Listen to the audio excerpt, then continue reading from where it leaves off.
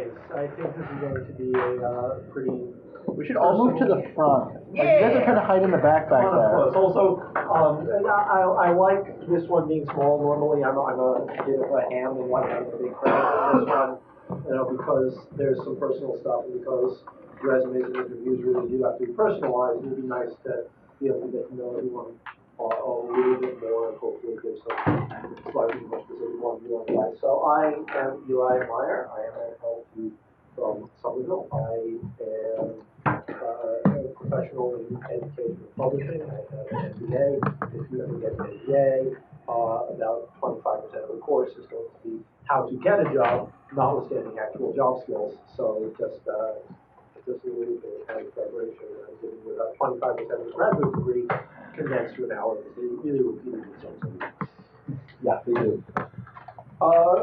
So I want to talk a little bit about what we are going to do. I'm going to deal with 5 things. The first is, why do we do this at all? Why do we bring it up at all? The second is, why might we consider not bringing it up? Most of the time we're going to want to, but there's few things to consider that might make you decide, hey, maybe this isn't the time, maybe this isn't the place.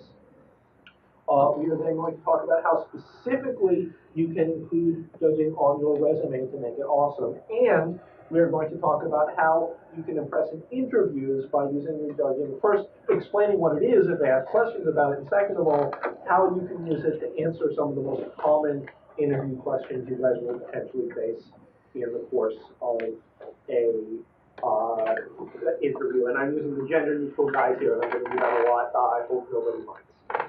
Finally, if we have time, and we might not, I'm going to talk a little bit about networking and about the fact that we've got a professional network of, 6,000, 7,000 folks. There are judges who work almost everywhere. So if you're applying to any company of any reasonable size, there's a fair chance you can get an inside reference and an employee recommendation. So I hope we'll have time for that, but if not, we'll leave that being the slides are going to go up online.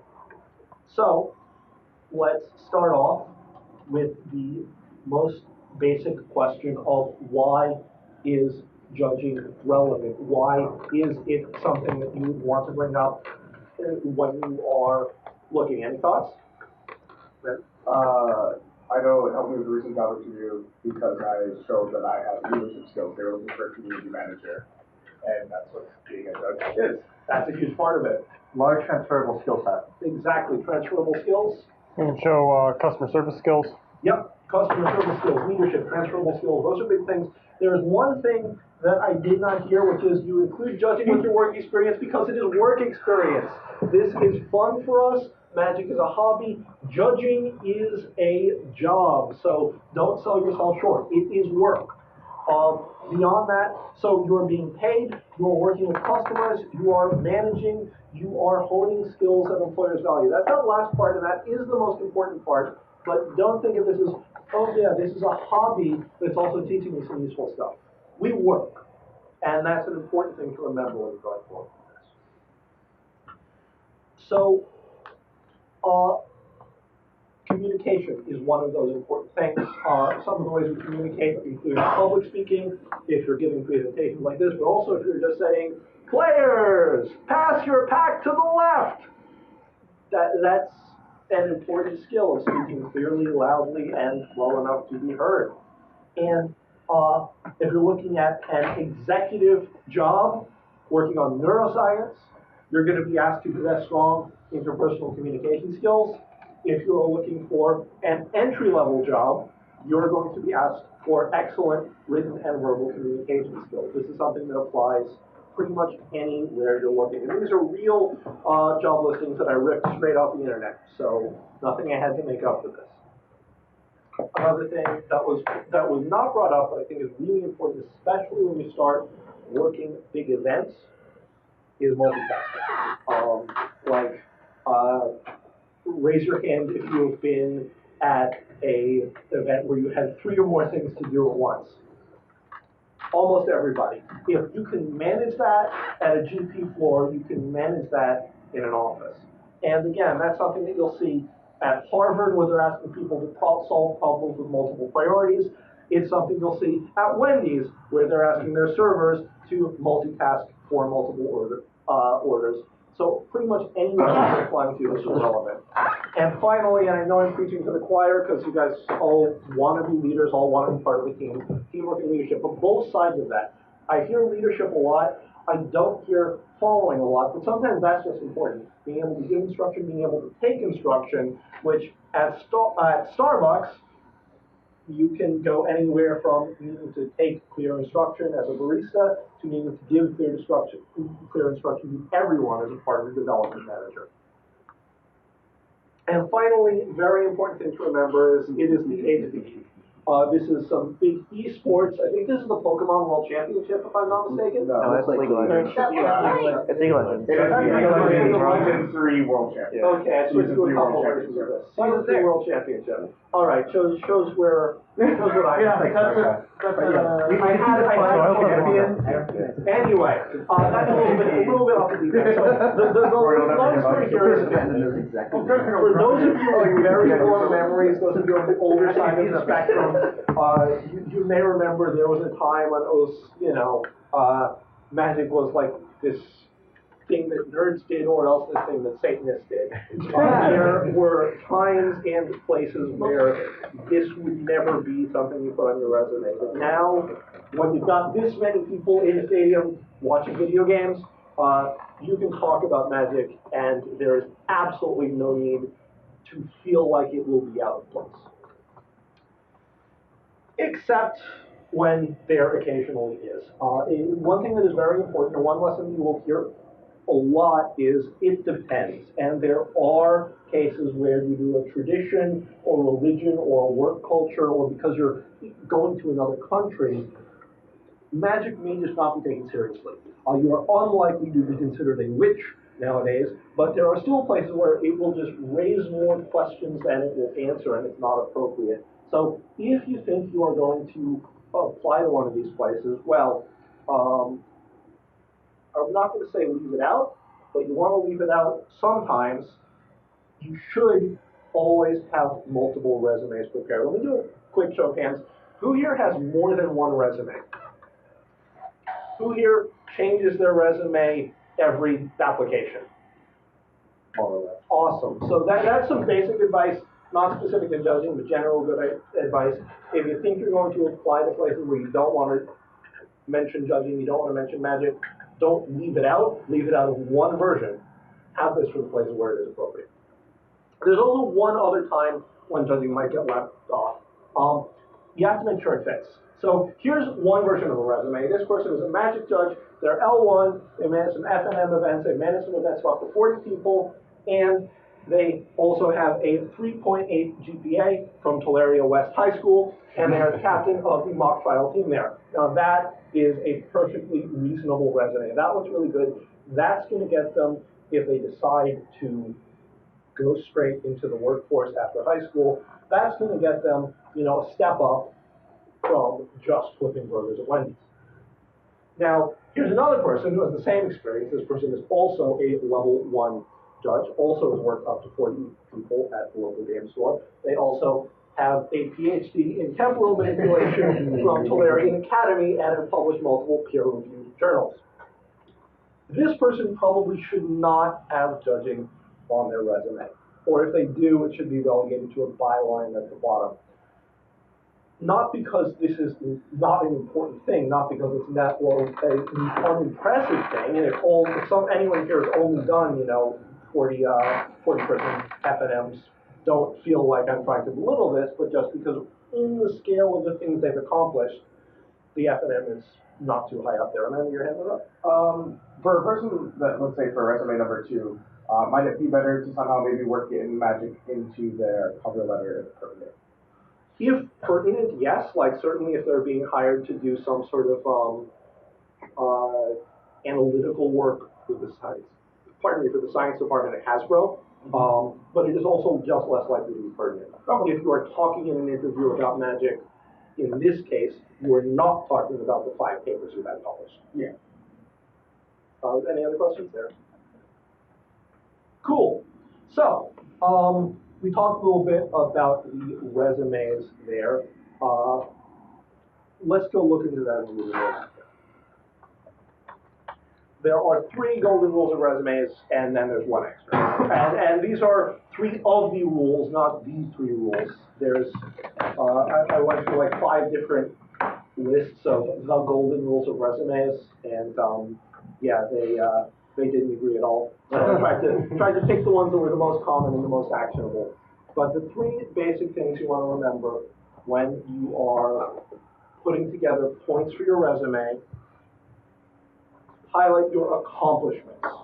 So I say accomplishments here as opposed to responsibilities. One thing that should not be anywhere on your resume ever is the words responsible for. Because if you tell me you're responsible for something, that tells me nothing about what you did. For all I know, the reason you're looking for a job is because you were responsible for that thing and it went horribly wrong. So instead, really focus on what you have done. In the process of doing that, make sure you are using active language. Try and avoid the passive voice, or as I like to go, the passive voice should be avoided. And try to avoid what in journalistic terms they call burying the lead. Having a long, long description with the actual thing you did all the way at the end, and starting with, you know, as the team lead of this such and such and such and such and such, I did something awesome. You want to start by, did awesome thing, as the team lead at this, da-da-da-da-da. So make sure that you are being active. And finally, be specific. So that last example I gave was actually terrible, because if you ever say, did awesome thing, that's going to raise some questions. This is one of the ones that's the hardest, and it's been very hard for me to leave the judging world a little bit, talk about just my professional career. I'm an educator, and I would like to think that I'm good at teaching, and I would like to think that I'm good at writing, but it's very hard for me to say, aha, by this metric, here's a verifiable fact, here's a number that you could look at my employee record, you could call my boss and find out about. But whenever possible, you want the things that you say to be specific, verifiable, and not just, I am awesome, I am great. And then the final rule, the +1, that is really important, and especially important after I talk about, you have to have these specific, verifiable, active things that you did. Please be honest. Lying on your resume is short-sighted, and as we're going to talk about in the network thing, if you're lying about your judging stuff, that has effects beyond. That makes the program look bad, it makes you look bad. It can be really frustrating if you feel like you can't get something really specific out of the job that you did. And also, you know, you're going to spin it, you're always going to spin it, but just don't lie. It just won't do what you want. So we're going to talk a little bit about how to do this. Let's go back to a few of the qualities, some of the things that you might want to be to show as a judge, and how you can talk about them. So, something went wrong here with the for leadership, some of the examples of the active words you can use: led, managed, developed, mentored. You start off real strong. Mentor these people. And some of the specific accomplishments you can mention, there's a lot of opportunities for numbers here. Talk about the number of players at your event, the number of judges on your team, the number of events you've done, the number of countries and cities, not just that you've been to, but, you know, if you're the head judge of an event with players from 23 countries and judges from 13 countries, that's a real specific accomplishment that you can mention there. I know from looking at resumes for internships for the website that I work for, when people apply to do an internship, having numbered specific things is like is way more interesting and draws my eye a lot faster than seeing I work events. Yeah. Or I head judged an event. How big was it? I head judged a 4,000 person event. now you've got my attention. Absolutely. And the other thing about that is if someone said Hedge does a really big event, and even if that is impressive, we don't know that. Someone says a really big event, I don't know their perspective of big. I don't know if they can manage a 4,000 person event or a 40 person event. But if they tell me it's 4,000, that gives me a really good idea of what they're capable of. See if the next one got, ooh, the next one works. Yay. Recognition, recognized by, selected for, advanced. One thing in the judge program that is kind of considered a little bit gauche, a little bit classless, is to include all your exemplar recs in your cover letters. If you're going for a job, if you're going for a career in it, the general advice I've gotten from people is don't say I've been nominated for exemplar so many times, but on your resume say that. On your resume, you're selling yourself, and so once again, if you can start talking about things like the levels of promotions you've had, the number of times you've gotten exemplar, the number of judges who've recommended you for exemplar, again, number of countries or cities that you've been recognized in or recognized from. These are some specific things that say a lot about you. When we're using these active words, talks about your accomplishments. Communication is tough. It is very easy to talk about the communication skills you have. It is often difficult to talk about the accomplishments you had as a communicator. So some good words here are things like authored, responded, liaised, mediated. Authored, for example, I'll tell you right now, me standing here right now, totally going on my resume as soon as I'm done with this. Liaised and mediated are again tough, but if you've got some good specific stories, especially if you can back them up with numbers about times where you managed to ease communications, to defuse difficult situations. Does anyone here work at International GP?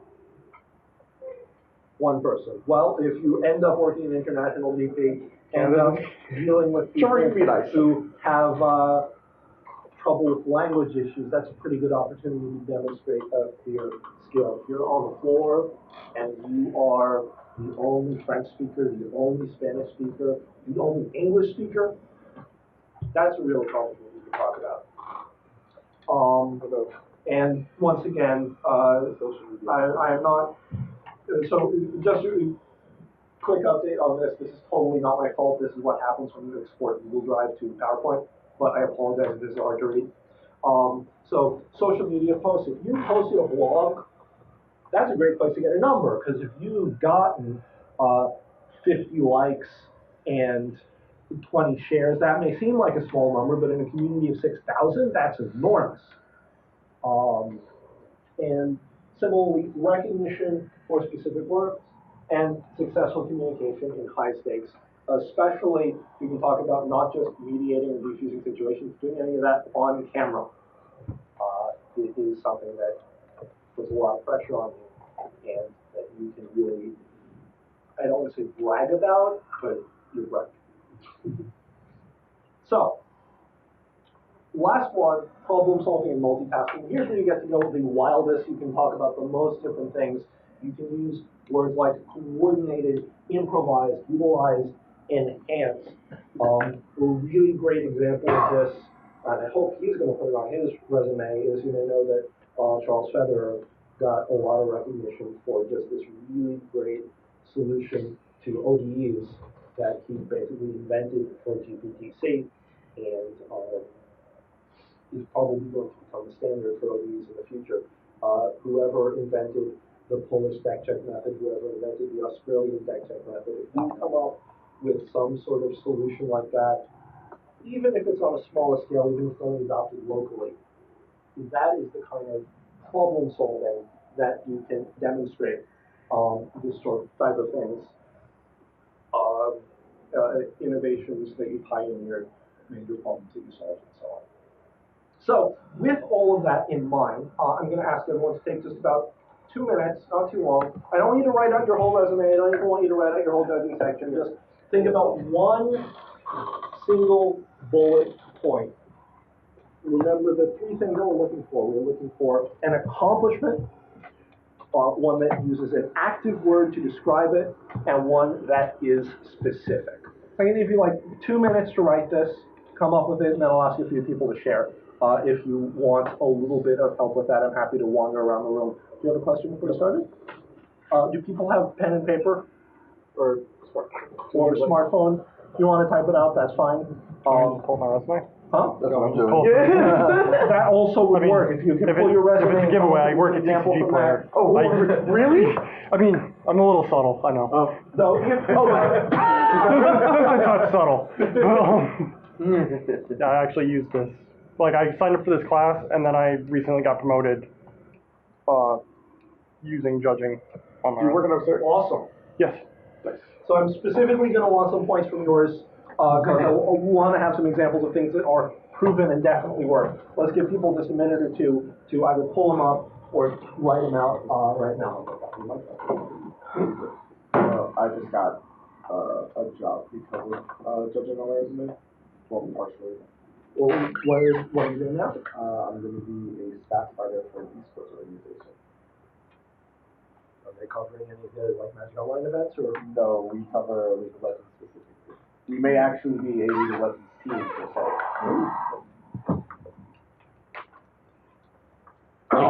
se. Bless you. I can't say anything until Nothing leaves this room.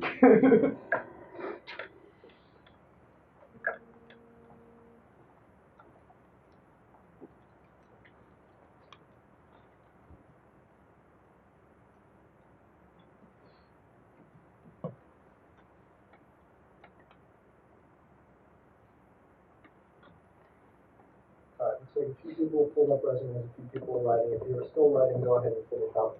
But, so I am, going to ask Sean. Sean, tell me about a point from your resume. One of them was almost exactly there. Maintain fair and friendly tournaments through the use of rules, penalties, and promoting the community, as well as mediating and diffusing trouble situations. So, I really like that one because it's got that active voice. It's talking about the work that you did, and it is a really good accomplishment, maintaining this thing. My question is there a way that we can get some sort of specificity to it? Yes, like naming the number of events I've done, that, which is every single one. But How long have you been with TCG Player? a little over a year now. Cool. So here's a suggestion, and again, there's a little bit of spin here, but it's still mostly true. Maybe you can talk about the growth of TCG Player. You were a part of the team that oversaw it growing, even if you were a small part. You can say it grew from this many events to this many events. It earned this many GPs. It earned this. It ran this many more events and saw this many players.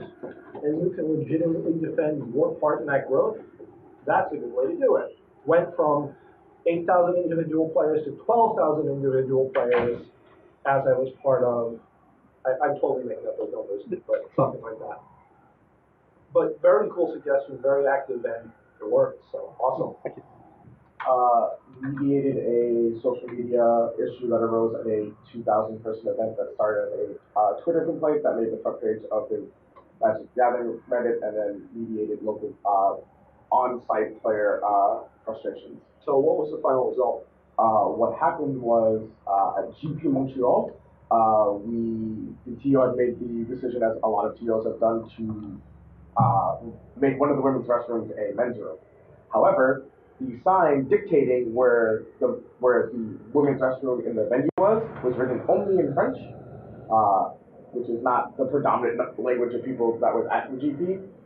So somebody took a picture of that sign and tweeted at Helene, "There is no female bathrooms at GP Montreal."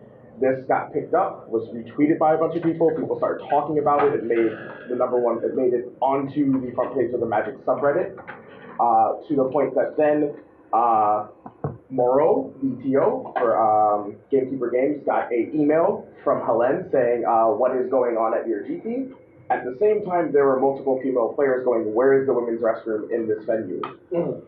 Now, in fairness, the women's restroom was kind of easy to see. It was just that intuitively when you walk into the venue, you see the bathrooms here and not the bathrooms here. Yeah. So Rick Solomon asked me to help mediate and talk to all the female players that were complaining, see what we could do to help that situation. I also told Morrow that one, he immediately needed to change that sign and put it in both French and English to clearly also delineate an arrow and a series of signs to show people where the women's restroom was, and also to make sure to also immediately over the loudspeaker just make an announcement that there is a women's restroom and it's located in this quadrant of the event hall. So, my question there, because that's a really cool story for an interview, I'm just wondering, on a resume, if you say, mediated this thing, is there a way to phrase that makes it clear that it was solved? I mean, so the way it's actually written is that came up with an actionable plan to solve said situation. Cool. It's just that, just for quickness, like. So I think, so I get that, and that actually makes a very big difference, because they were talking about something specific. Instead of, I mediated this problem, you mediated the problem, then came up with an action plan to fix it. That was implemented by the leadership, and obviously I'm talking a little bit too much to clean up the language, but that's an example of a specific thing. So we had a couple of people who've had some time to work on it. Did anybody write one just now who wants to share it? Nick? Manage groups of 3 to 5 in high energy environment involving 750 plus player competitive card game tournaments, promoting fairness of play and serving customer service needs on behalf of tournament organizers. I really like that. You got information about the teams, you got information about the size of the events, and it is an accomplishment. One way to potentially make that stronger is to focus a little bit more, not just on the fact that you manage them, but so specific about the result. And I'll admit, that's one I have a lot of trouble with too, because if you are running a good team, if you're managing a good team, the main result of that is nothing catches fire. Right. And it can be a little tough, and if you can't come up with something, that's great. But if you can think of some way, if you're just, sitting in the shower and something strikes you, it's like, oh yeah, I also ended up doing this awesome thing as a result, you can add that and make it even stronger. So if anyone has any more things that they want to talk about or ask about later, we can come back to those in a little bit. We're going to move on to the next topic now. If there's any questions on resumes before we move on? Cool.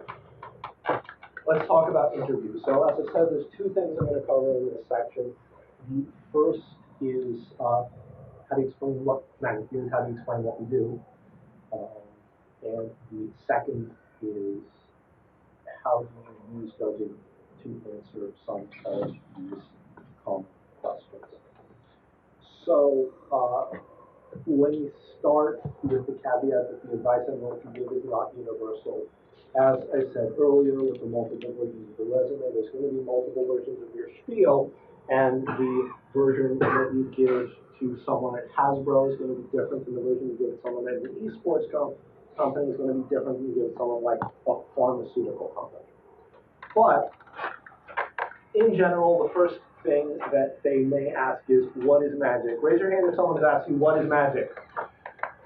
So, how many sentences do you think you should use to explain what magic is? Show me on your fingers. See, 1, 2, 3, 2, 3.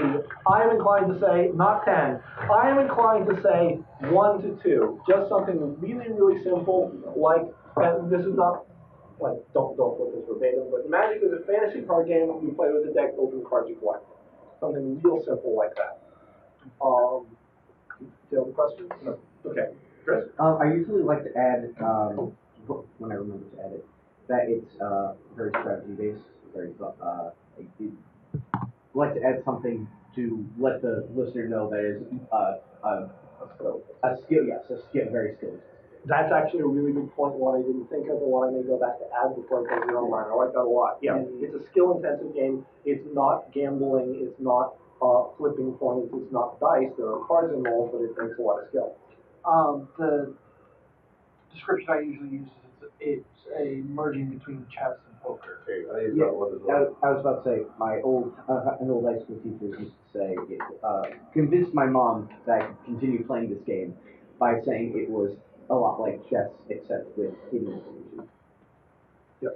One thing that I've included when I brought it up, since, a fantasy game could be something as simple as like something a small number of people play, saying that Magic is a fantasy card game owned by Hasbro and is considered one of the. We're gonna get there. We're gonna get there. Because the next part is why are we talking about this game? So, well, what's the one thing that every single business cares about? Money, dollar bills, y'all. So the number one thing that most of these places care about is money, and so a really good way to get them to listen to you is to talk about the money. It is a top-selling brand at Hasbro, which is in the Fortune 100. There's millions of players. It is generating hundreds of millions of dollars in revenue. I would not be surprised, although I can't say for a fact, it's generated $1 billion in revenue over its 20-plus years of life. The only game bigger than its Monopoly. Yeah, Hasbro's been quoted as saying that Magic competes thoroughly alongside Monopoly and My Little Pony as far as its brands go. Yep, it is huge. So it's a great way to frame it. Because you just say, oh, it's a top-selling brand for Hasbro. A lot of people know what Hasbro makes. But if you say competes with My Little Pony and Monopoly, they know what My Little Pony Monopoly is. So it gives them a very huge scope of what it is. Exactly, and it makes it clear that this is not fringe. While it is true that we are in the age of the geek, as I mentioned a little bit earlier, someone who is not immersed in the age of the geek may understand intellectually that some of these are big money, but may not be able to distinguish a big money thing from a fringe cult thing. Cult in the the cult movie sense, not the mad cult sense. And yes, not in a strong sense. Thank you, excellent. So by putting it in terms of money, you make it clear that this is something worth listening to. You make it clear that this is something serious. And then finally, you're trying to figure out what a judge does because they don't want you to think you are walking around with a wig. And once again, you put this in, assuming you're not dealing with someone in the know, assuming their first question is, what is magic? Which probably 75% of the time that'll be the response you get. I'm making that number up, but more often than half. Put it in terms that a business professional would understand. You can explain it in a lot of different ways, but these are all jobs that they'll understand. You are part referee, part event manager, part customer care rep, part lawyer. That last bit can kind of help to explain a lot of the complexities of the rulings that we have to make and why we are called judges. It's also good to know which ones to use depending on your level and what you're applying for. Yep. As a general rule, most judges can do all of those, even event manager, because you are helping to manage the event even if you're not the lead TL. But again, depending on the position you're applying for and depending on your role, you may want to emphasize some of these more than others. So that's the basics. If someone says, I see this magic thing on the resume, what's that? You're going to say, okay, so magic is a strategic game. You collect cards. It's sort of like a mix of chess and poker. Something along those lines. 1 to 3 sentences. I like to keep it 1, but 2 and 3 is okay. And you're going to say, lots of players, lots of money involved. I've worked at tournaments with, that have generated hundreds of thousands in revenue. The game has generated hundreds of millions in revenue, As a judge, I am some combination of these things you have heard of, all in one package. And that's my work experience. That's pretty basic summary of how you can explain judging to anyone in any interview that you are working with. It's something you can tack on to not necessarily directly what a judge does, but part of this is also what we're doing right here, right? You can demonstrate that you have a vested interest in professional development. Yeah, absolutely. If they ask about your professional development, what you've done to improve it, that is a good thing.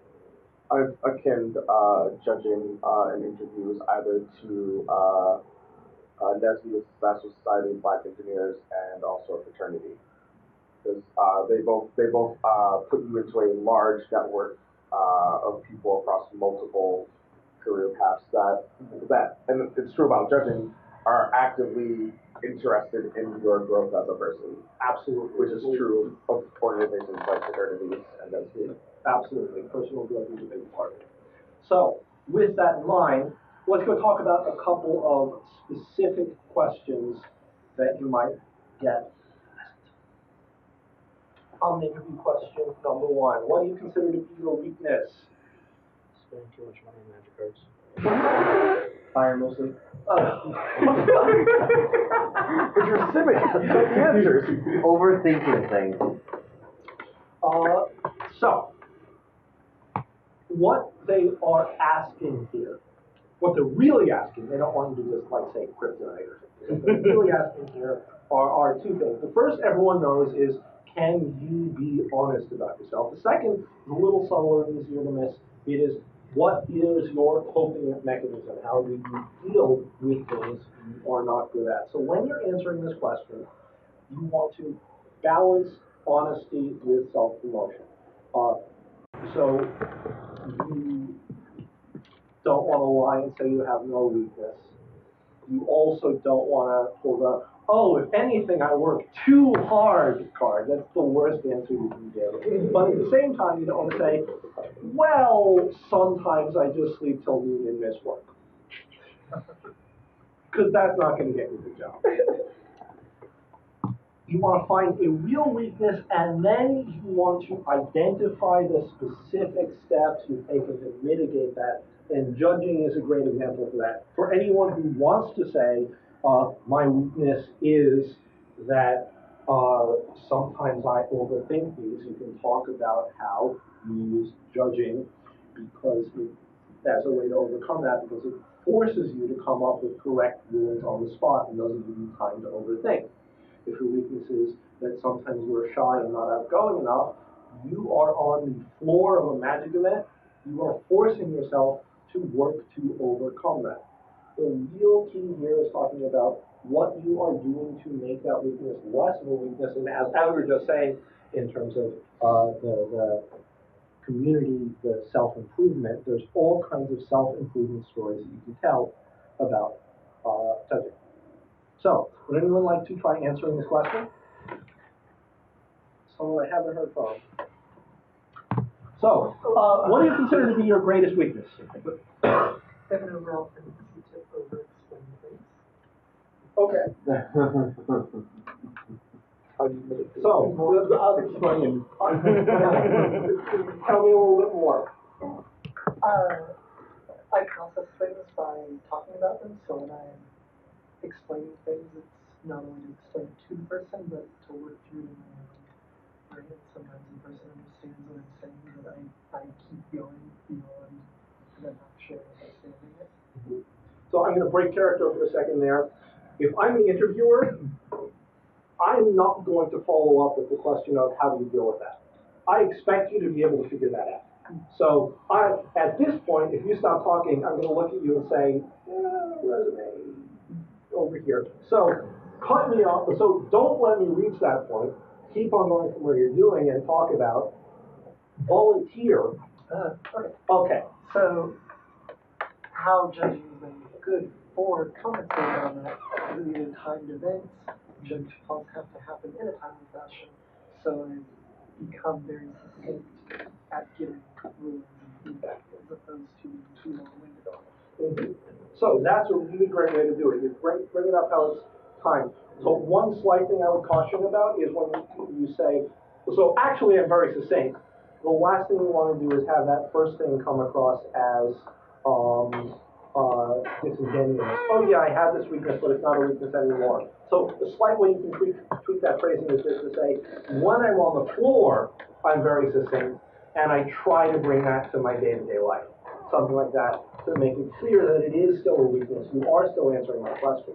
But I like the way that you just said, so one way that judging has helped me, especially if you're just talking about judging, to really get a way to sort of volunteer that to not let it reach the point where I'm saying, oh, so this is a lady who talks a lot and doesn't know how to be succinct. That's a problem. I'm thinking, okay, this is someone who has a weakness, knows how to deal with it, and is taking steps to mitigate it. That's what I want to see. Very well done.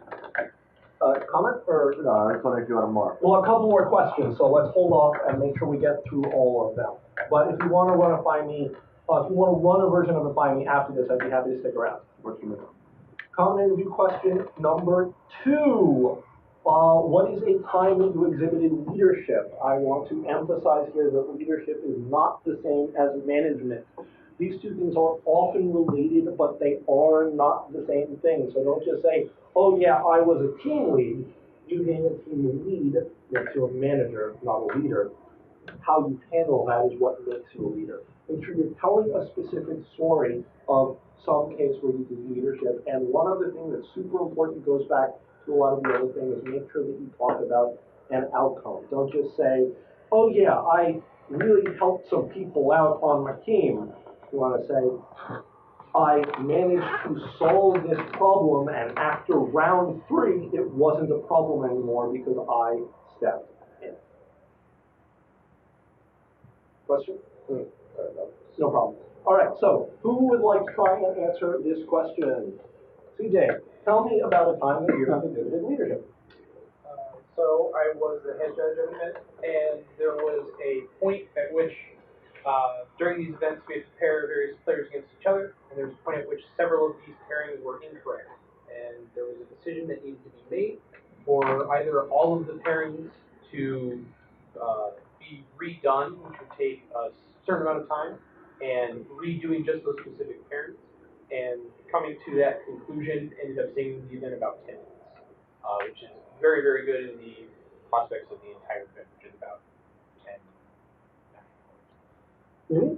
So that is a really great example in terms of the specifics. I really like the specifics there. I want to see if we can rephrase it to make it seem less like it's the obvious choice.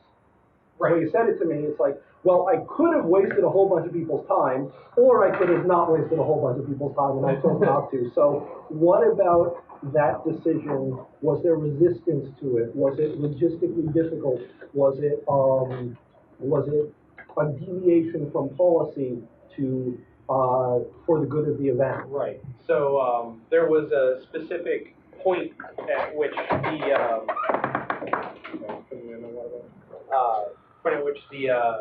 the scorekeeper was affecting the timeliness of the event, and based on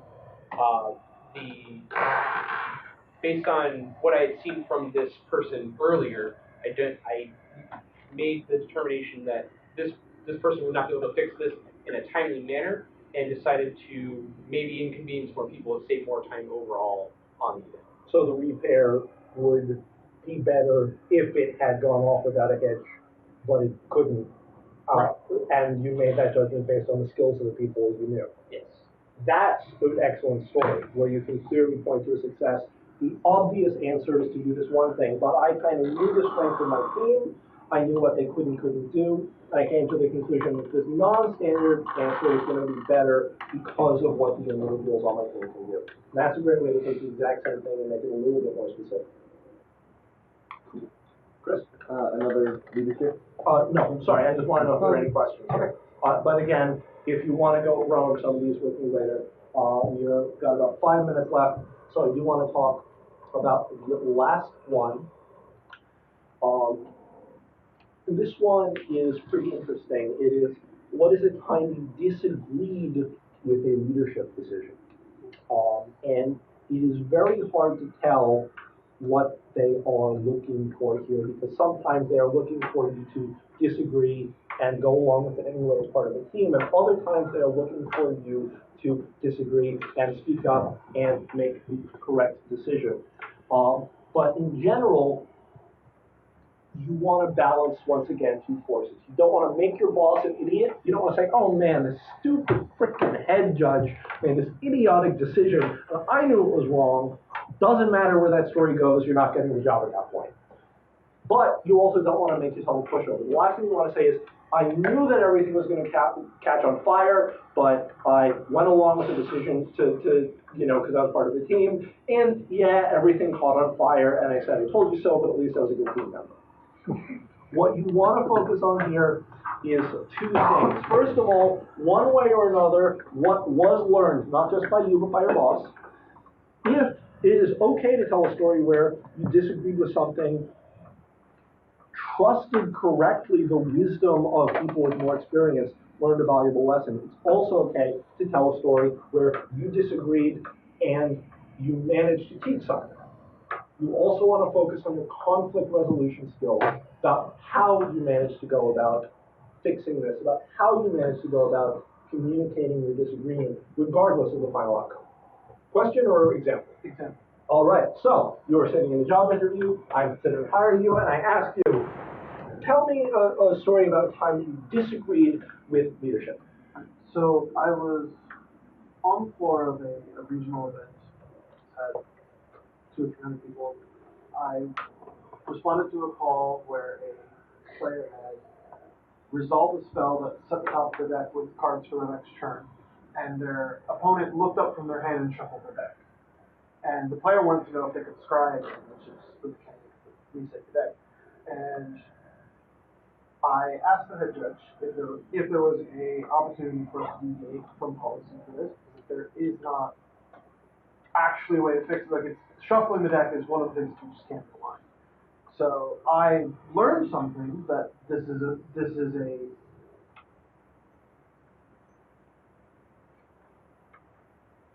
I'm really bad. So right off the bat, you've got a good start. If it were me, I might try and avoid, depending on the audience, some of the details about top of the deck, but you're on a good start. I really wanted to fix this. Policy didn't allow it. I went to my boss, and he said, so I understand why you want to fix it. I understand why you want to be a good guy, but policy doesn't allow it. So from there, there's two ways you can go. The first is, I persuaded him by saying this, this, and this. And the second is, I went along with his decision, then I had a more detailed answer, and he explained to me exactly what I wasn't seeing. Right. So which of those you're talking about? Well, I mean, I have to come back to the table and tell the player, hey, you can't scry now. So that's not the important part, though. The important part is not the interaction between you and the player. The interaction that we care about is the interaction between you and the head judge. The head judge said, you can't do this. You wanted to do this. So there are two things that happen. Well, I shouldn't say, there are two good things that happen. Two good things that happen are, one, you were right and persuaded the head judge to change his mind. Or two, you were wrong, but you learned from the experience and from his wisdom by recognizing that he, and I'm assuming it's a he, but it could be a she, made the correct decision. There's also the bad case of they were completely wrong, you went along with it, screwed up the match, realized it was wrong later, which I'm assuming is what happened here. So, would you say it's more in the case of you learned by listening to them, or you persuaded them to change their mind? I did, sorry. The first one. Okay, so why did you go along with them instead of arguing back?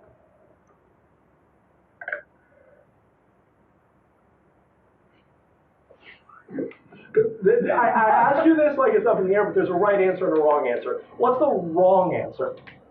Because they were in charge. Because they were in charge. That is the wrong answer. If you say, they were in charge, so I didn't want to argue, that is the wrong answer, and that is how you blow an interview.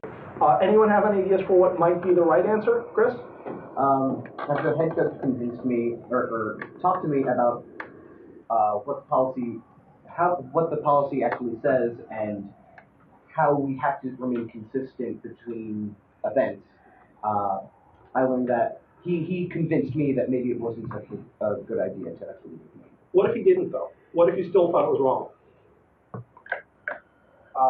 What I would say, if that was like the follow-up question to that statement, Yeah.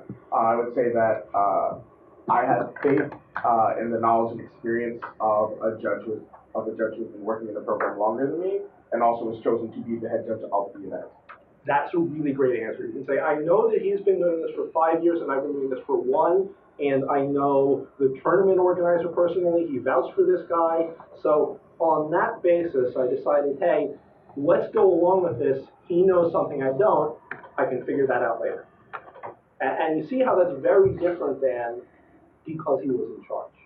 Subtle, it really amounts to because he was in charge, but the reasoning behind it completely changes the tenor of the answer.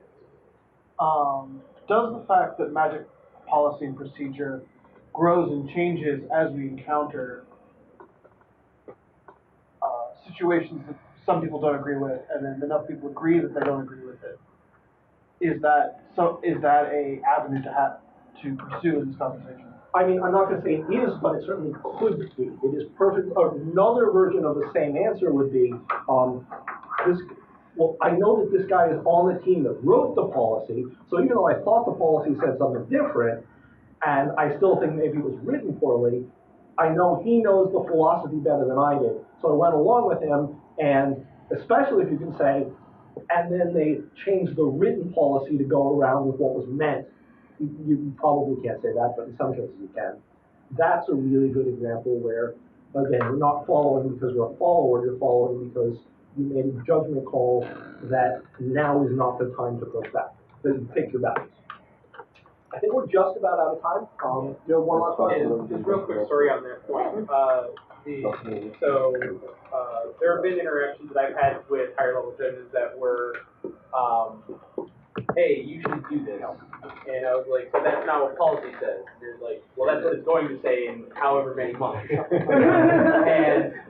and knowing, like, that's something that you can communicate really well for a question like this is, hey, they did know more than I did because they were in charge of doing this thing. So I believe them even though it wasn't necessarily the correct thing to do at that given point. But again, as long as you're making the rational decision based on what you know to trust them and not the blind sheep decision to do what they said because they're in leadership. And it's a very fine line to walk, but there's a huge difference between giving a great impression and giving a weak one. I think there's even cases in that where you can say like because they're in charge, but in a way where it's like you're reinforcing the idea of the integrity of the leadership of the event, right? Yeah. So like the head judge is the final authority. Our documents say this, and so like if you're in a situation where you may disagree all the way through, even after they try to convince you, if you can make it clear in your interview that it's like I respectfully disagreed, but ultimately I recognize that it's up to them to decide how all of this works. Yeah. Another good thing to say that's in the same vein is anytime you're under time pressure, I realize that, coming to a quick and imperfect resolution is better than no resolution and better than judges fighting on the floor. I didn't think the damage of the wrong decision was going to be that bad. I made sure to talk about it afterwards so we could avoid it in the future, but I made a judgment call that in this case, the best decision was to go along with it. The key here is judgment. And on that note, that we are wrapping up a judge presentation with judgment. I am again happy to talk about more stuff. I'm sorry we didn't get to the networking bit, but that will go up online and I can talk about it later. And thank you very much for your time.